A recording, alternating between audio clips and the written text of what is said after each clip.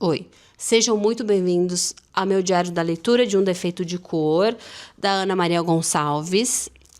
Eu me comprometi a ler esse livro este ano. Eu fiz um vídeo aqui, vou deixar aqui em cima, que eu falo sobre os meus 12 livros que eu quero ler em 2025.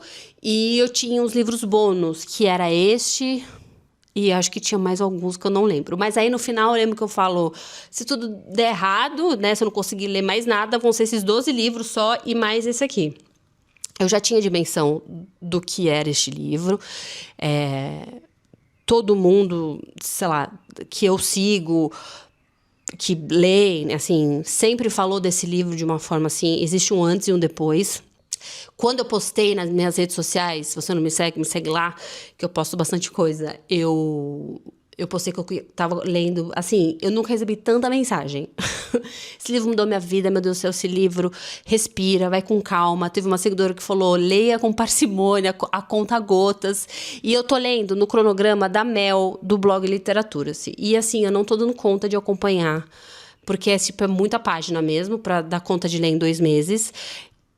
Mas além de ser muita página, porque eu também estou lendo outros livros, que eu acho essencial, para mim, pelo menos, para eu conseguir acompanhar o que está acontecendo aqui, é a história em si, né? A história em si, ela é muito forte e muito trágica, assim, né? E como tem que ser, tá? Então, eu vou, a cada capítulo que terminar, eu venho aqui e vou falar um pouco das minhas impressões por capítulo, porque eu quero lembrar desse livro como um todo. Eu acho que um vídeo... sobre o livro todo, acho que não vai dar conta da dimensão que ele é para mim, pelo menos, tá? Então, se você quiser acompanhar, seja muito bem-vindo. Se inscreva no canal, deixe seu like, seu comentário pra gente, né? Eu prometo me aplicar mais nos vídeos aqui do YouTube. Vai dar certo. Cara, Ana Maria Gonçalves... Sério, ela... Eu não sei, eu sei que eu tô no primeiro capítulo e eu sei que tem muita coisa para ler, pode ser que eu não engaje, mas eu acho muito difícil, porque a escrita dela é muito fluida. Ela faz umas construções imagéticas, principalmente nesse primeiro capítulo, que são assim... Que assim, querida, a senhora estava muito iluminada, sabe? Porque E é muito no simples mesmo, porque eu acho que quando a gente trata de assuntos tão importantes e tão sérios, a gente não pode ficar muito, floreando o assunto, sabe? Eu acho que a gente tem que ser bem direto. Mas voltando aqui, a cada capítulo que ela escreve, ela coloca um provérbio africano. Esse do primeiro capítulo, que é um pouco o resumo do que vai ser, eu acredito, pelo menos no primeiro capítulo, o tema que a gente vai tratar nessa história, né? Então, o provérbio do primeiro capítulo é: a borboleta que esbarra em espinhos rasga as próprias asas. Eu adoro provérbios africanos, gente. Eles são muito diretos. Apesar de, óbvio, de você falar assim, mas claro que se ela esbarra em espinhos, ela vai rasgar a própria asa. Mas aí tem toda a conotação do que é a borboleta, né? Tipo, do cuidado, ela é frágil, se ela esbarrar, ou seja, se ela sem querer esbarrar num lugar, ela vai se machucar e ela não vai conseguir mais voar, quer dizer que ela vai morrer.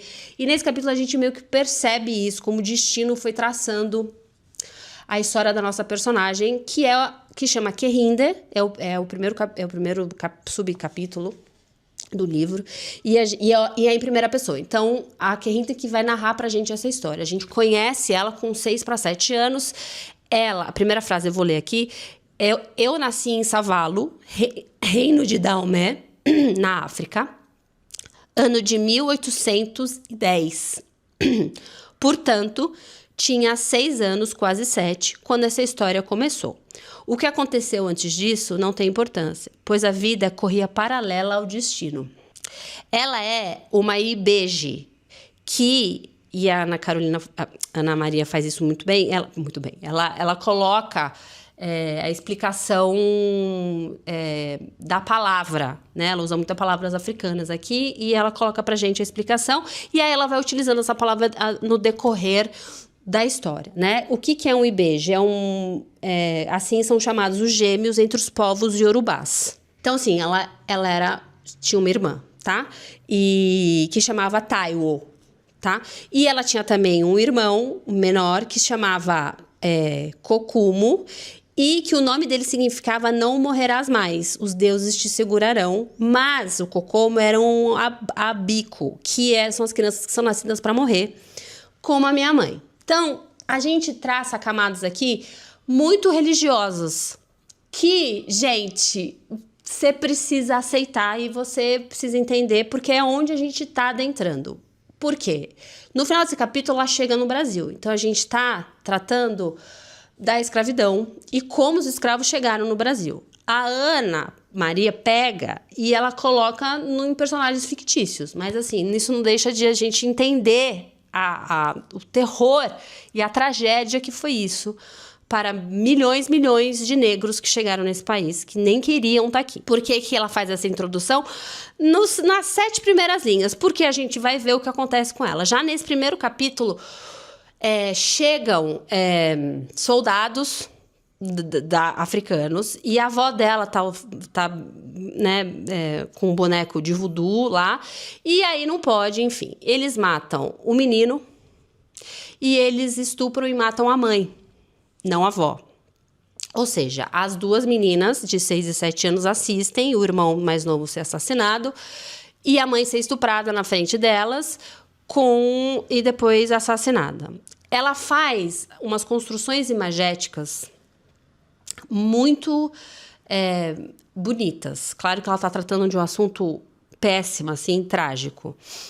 Tem uma hora que ela descreve o rio que faz o sangue do irmão e o rio que faz caindo por terra, assim. E como ele encontra o rio da mãe e como as duas crianças, ela e a irmã, veem depois o irmão dançando feliz, enquanto toda essa tragédia está acontecendo, a mãe sendo estuprada. Desculpa, eu vou usar esse palavreado, não sei se o algoritmo vai barrar isso. E como a mãe vê esse lugar. Então, a gente trata da religiosidade, né, do misticismo, tudo no primeiro capítulo, tá? Ela entrega isso aqui. Então, a gente já vê este lugar de desgraça já, que o nome do irmão já dava e que a mãe e ele tinham esse destino já traçados, tá? O que depois te leva um pouco a acreditar que, tipo, foi bom ter acontecido isso com eles, porque depois tudo que ela e a irmã e a avó passam é um tormento, assim. E é muito como o provérbio tá falando, né? Da borboleta que esbarra. A sensação é que a carrinha esbarra nas coisas e no destino e as coisas tomam uma proporção que, às vezes, ela não estava muito esperando, assim. Mas depois que acontece isso, a avó foge com as netas e eles acabam chegando nesse outro lugar, sendo muito bem acolhidos. Mas quando ela pisa na terra, ela pisa e a terra tem cor de sangue, e isso é um mau augúrio. E ela fala, eu já deveria saber que já alguma coisa ia acontecer. Se eu tivesse falado isso para minha avó, eu acho que a gente ia ser poupada de muita coisa. Então, meio que a gente entende que ela já é mais velha e ela tá contando essa história. Fato é que por elas serem um IBGE e elas serem muito respeitadas, porque gêmeos tem toda uma conotação religiosa, tipo, não quero falar santo, porque não existe santo na religião deles. Elas recebem muitos presentes, elas são tratadas muito bem, elas se sentem muito especial. Então, tem uma questão de alma entre as duas ali também.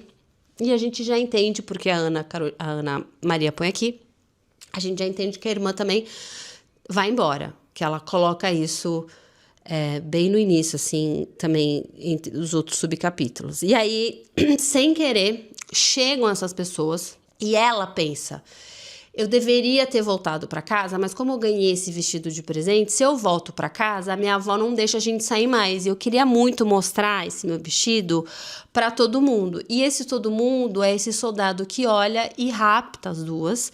E aí você começa a entender que aquilo vira um filme de terror, assim, quase. Então, elas são capturadas. Ela não entende, porque tem essa visão de uma criança de 6 e 7 anos vendo tudo que está acontecendo. Ela começa a entender que ela foi capturada. Tá lá com duas mulheres que cuidam dela, que já falam para ela, ai, que bom que você não tem a mãe e pai, porque a sua avó, só ela vai sofrer. E aí vai ser uma perda menor, porque ela é mais velha, então, tipo, ela vai morrer e ela não vai sofrer tanto, né? Porque ela não tem mãe, as duas não têm mãe e pai. Eu só sei que, enfim, a gente começa a entender, porque elas já começam a estar acorrentadas na perna, no pescoço, a avó entra em desespero, a cena da avó. E aí é da visão da Querinde, né? Vendo a avó de longe, desesperada, para poder, sabendo já o que vai acontecer e pedindo para ir junto. Então ela mostra os dentes. E aí ela falou: não entendi se ela estava rindo. E aí a gente que sabe da história, né? E sabe como os negros eram capturados e qual a forma, né? Como eles olhavam os dentes, como eles eram tratados como animais. É muito, muito simbólica essa cena. E muito triste, assim. E aí a avó consegue, né? A avó consegue com que eles peguem ela também. E ela consegue ficar com as duas netas. E a avó fala: não vou abandonar vocês nunca, assim. Claro que eu tô falando, enfim, de uma forma que eu tô lembrando aqui. E elas entram no navio e...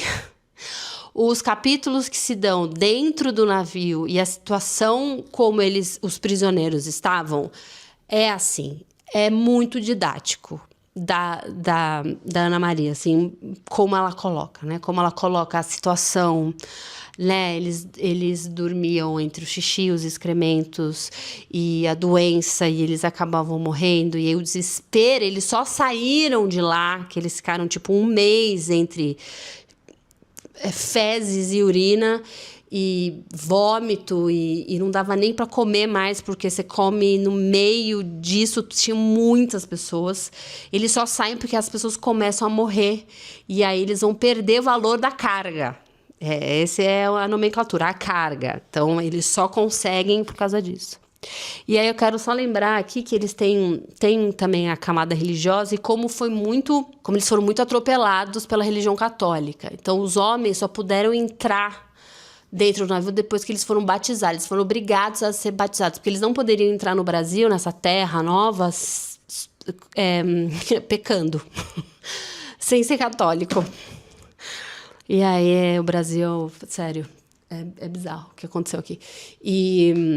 E aí, eles... Então, tem isso. Por que eu falei isso? Porque quando eles chegam no Brasil, depois, eles querem batizar todo mundo. E aí, tem uma cena... Cara, eu chorei 3 vezes, eu tô segurando pra não chorar de novo. A irmã acaba morrendo, a Tayo. E a cena do desespero dela segurando a mão da irmã, como se a alma não ia embora. E ela segurava tão forte a mão da irmã, assim, desesperada, e a avó já sabendo tudo que ia acontecer. E nesse interim, a irmã já estava vendo o irmão e a mãe dançando, que nem no primeiro capítulo. Então ali você já sabia o que ia acontecer. A irmã morre, e aí eles jogam... Todo mundo que morria estava um pouquinho doente, eles jogavam no mar. Então teve gente que foi jogado no oceano porque estava com febre. E aí, para não passar para todo mundo, entendeu? E aí a irmã é jogada e a avó só espera a neta morrer para morrer logo depois. Então, a nossa personagem principal chega no Brasil... Tá foda. Chega no Brasil sem ninguém. E a avó, antes de morrer, começa a passar para ela todo o conhecimento religioso. E a única coisa que ela fala é assim: você tem que chegar na terra, porque como a sua gêmea... Eu não acredito que eu tô chorando. A sua gêmea foi embora, você precisa fazer um amuleto em que a alma dela fique com você. Então você precisa construir esse amuleto tá grudado em você em forma de colar, alguma coisa. E você precisa chegar nesse lugar e já conseguir isso. Quando ela chega e ela percebe que o padre vai batizar ela com outro nome, porque os padres chegavam lá e davam outro nome pra pessoa que acabou de ser, arrastada da pátria. Ela entra em desespero e se joga no mar, ela nem sabe nadar. E ela pede para as entidades ajudarem ela acaba chegando e ela não é batizada. Porque senão ela tinha medo que a irmã não protegesse ela, enfim. Então, assim, pensa a minha situação. Não cheguei nem na página 100 desse livro. Então, agora a gente chega no capítulo 2. Eu já estou em algumas páginas aqui na frente. Então, eles chegam e já tem todo o desembarque, tem a cidade que eles ficam antes de chegar em Salvador, não sei o que, nanana. E aí, o provérbio do capítulo 2, vai vendo, galera. O hoje é o irmão mais velho do amanhã. E a garoa é a irmã mais velha da chuva. Então, assim, gente, esse livro é foda. Sério. As construções, como eu falei, as construções imagéticas que ela faz e como ela descreve as atrocidades são... sério, é muito lindo. Assim, não lindo a atrocidade, mas como ela escreve sobre. Bom, chorei, né? É isso. Então, vocês vão me ver chorando aí por mais 9 vídeos. Se vocês quiserem ler comigo, sintam-se à vontade. Se você já leu, comenta aqui. Eu não tenho problema com spoiler, mas sei lá, às vezes para as outras pessoas. Então, só comenta sobre o primeiro capítulo. Acho legal. Tá bom? É isso. Espero que vocês tenham gostado. E a gente se vê mais por aqui. Beijo.